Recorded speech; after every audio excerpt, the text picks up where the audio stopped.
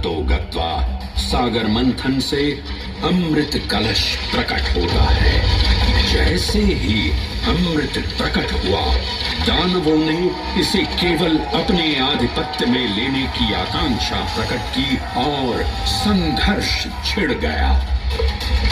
आज यदि हम इस अमृत को प्राप्त कर सकें, तो हम देवताओं पर हमेशा के लिए प्रभुत्व स्थापित कर पाएंगे। अमृत अपात्र हाथों में ना जा पाए, क्योंकि ये अपनी शक्ति का असीम दुरुपयोग करेंगे। इस अराजकता के परिणाम स्वरूप अमृत की कुछ बूंदें छलकी और पृथ्वी तक पहुंच गईं। 4 स्थलों पर स्पर्श हुआ इन बूंदों का। हरिद्वार, प्रयागराज, नासिक और उज्जैन। अमृत की इन्हीं बूंदों के कारण उज्जैन में हर 12 वर्ष पर कुंभ सिंहस्थ मेले का आयोजन होता है। भगवान शिव की लीला देखिए। लोक कल्याण के लिए स्वयं विषपान किया और अपनी नगरी पर अमृत वर्षा करवाई।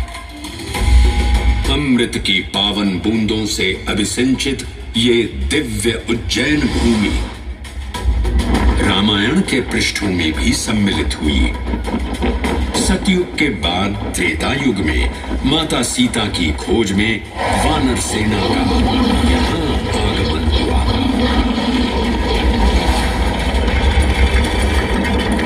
समय की इस यात्रा के माध्यम से अब प्रवेश करते हैं वाल्मीकि रामायण के किष्किंधा कांड में।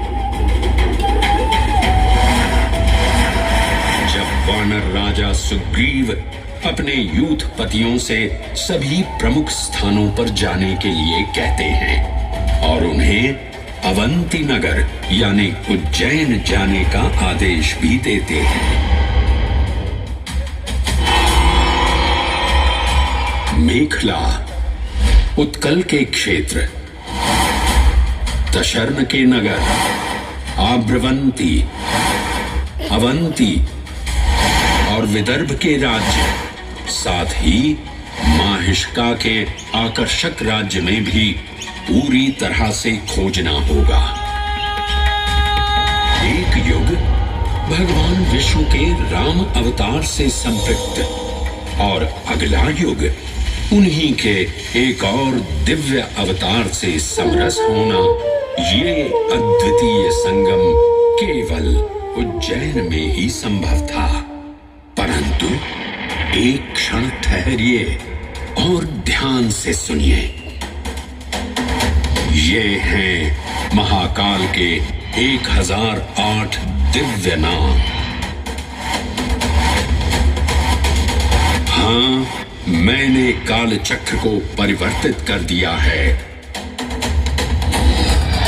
और अब द्वापर युग का शुभारंभ हो चुका है। विस्मय पूर्ण हो जाएंगे ये जानकर कि महाकाल के इन नामों को स्वयं भगवान श्री कृष्ण ने रचकर पिरोया था।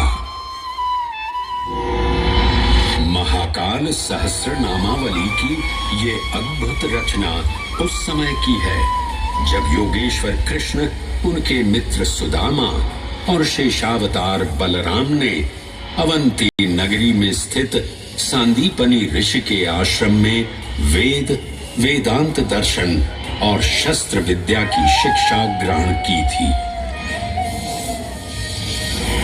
कहते हैं कि भगवान श्री कृष्ण को अवंती ने ऐसा मंत्र मुग्ध कर दिया कि यहाँ 64 दिनों तक रुककर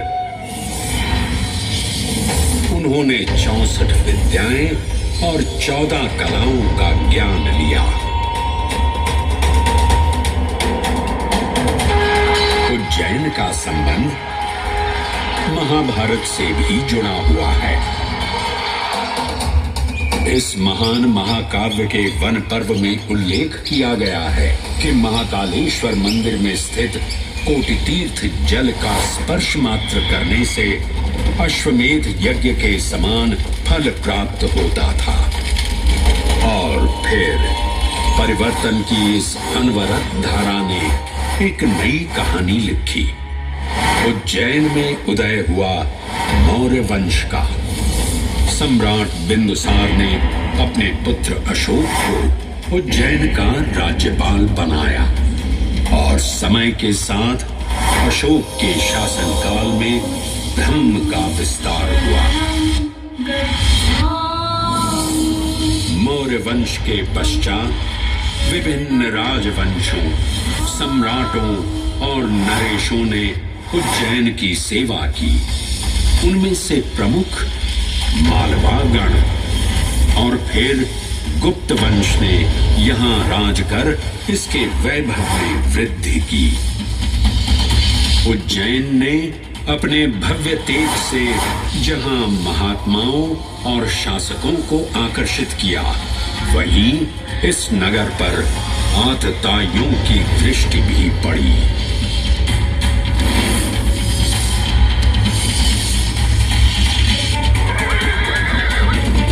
शक मध्य एशिया की खानाबदोश जनजाति थी, जिन्होंने उत्तर पश्चिमी और मध्य भारत के कुछ हिस्सों पर आक्रमण कर अपना शासन स्थापित किया।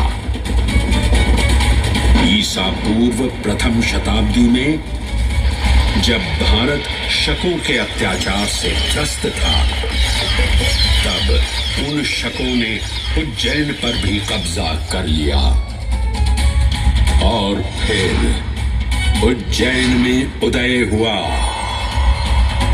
एक तेजस्वी योद्धा, महाराज विक्रमादित्य का।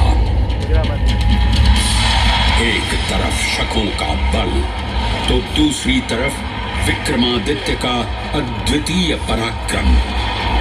विक्रमादित्य की तलवार महादेव के तीसरे नेत्र सी चमकी। प्रचंड युद्ध हुआ। महाकाल की कृपा से शूरवीरों ने शकों को परास्त किया और उज्जैन में गणतांत्रिक शासन स्थापित किया।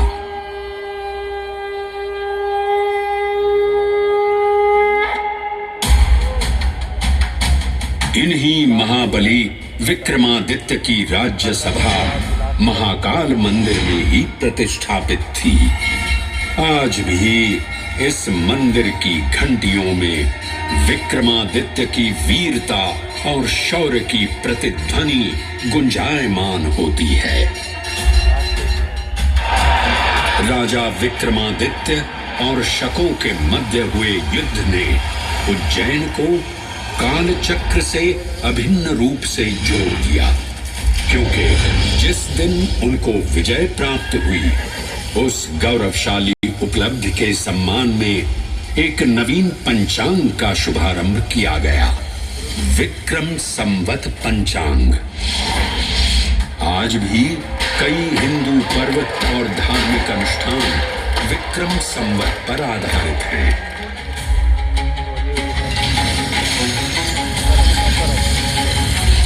पृथ्वी की भौगोलिक कर्क रेखा इस पावन उज्जैन भूमि से होकर गुजरती है। लगभग 300 वर्ष पूर्व उज्जैन विश्व समय का प्रमुख संदर्भ बिंदु था। यही कारण है कि उज्जैन की वेदशाला में वराहमिहिर, आदित्य दास, ब्रह्मगुप्त, आर्यभट्ट और भास्कराचार्य जैसे महान विद्वान अनुसंधान और अध्ययन में तल्लीन रहते थे। खगोल शास्त्र का केंद्र, महाकालेश्वर का आवास, जगत गुरु कृष्ण की नगरी, विक्रमादित्य का राज। जयति जय उज्जैनी, वैभवशालिनी नगरी उज्जैन।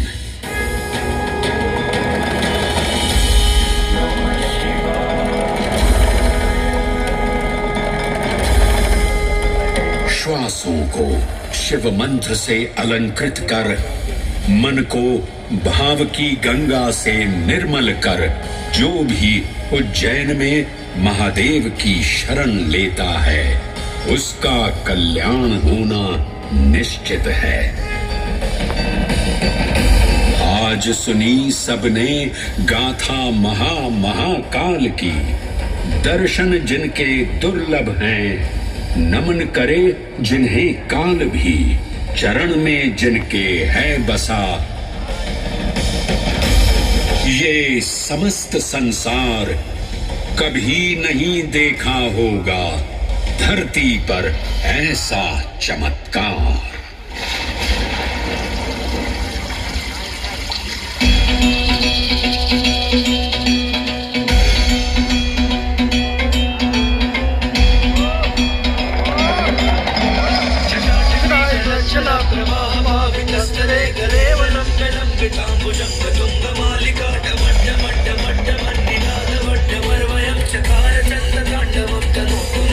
शिवा